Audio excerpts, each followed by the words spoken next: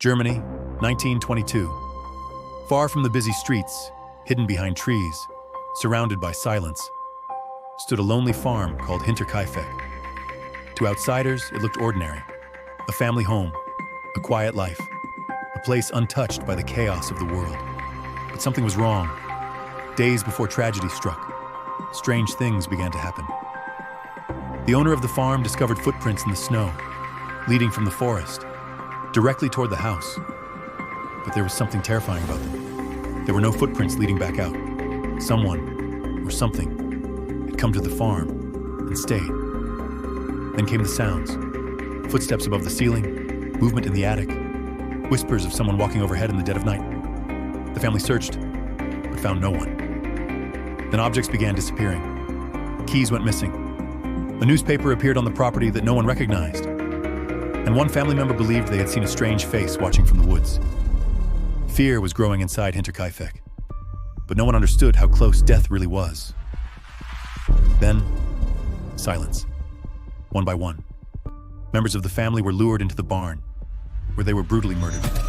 Not by gunfire, not by poison, but by savage blows, delivered face to face, in darkness.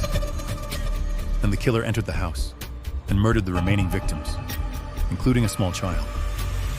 The horror at Hinterkaifeck did not end with the murders. What the investigators discovered next made the horror even deeper. Whoever committed the murders did not leave immediately. Neighbors reported smoke rising from the chimney in the days after the killings. Animals were fed. Meals appeared to have been prepared. Someone was still living there, sleeping in the house of the dead, walking its halls, listening to the silence, as if nothing had happened.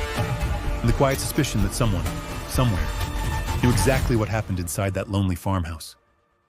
Investigators searched for answers, and one name kept rising from the shadows. Lorenz Schlittenbauer, a neighbor, a man closely tied to the family. And according to village gossip, he was possibly connected in ways far deeper than anyone wanted to admit. Some believed he had a personal relationship with Victoria Gabriel, the widowed daughter of the family. Some whispered there were bitter disputes, secrets, and tensions buried beneath the surface of rural life.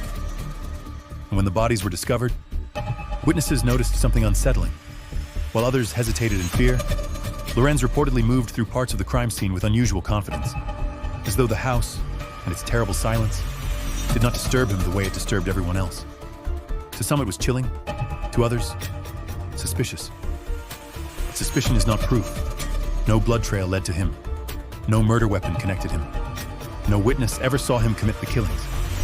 And so the evidence slipped through investigators' fingers like smoke. But Lorenz was not the only terrifying possibility. There was another theory, one far darker. What if the killer was some stranger living there, hidden, watching, waiting in silence above their heads?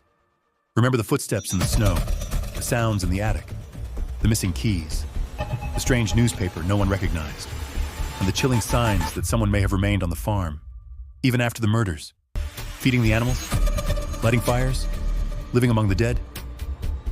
If that theory is true, then the family of Hinterkaifeck may have spent their final days unknowingly sharing their home with their killer.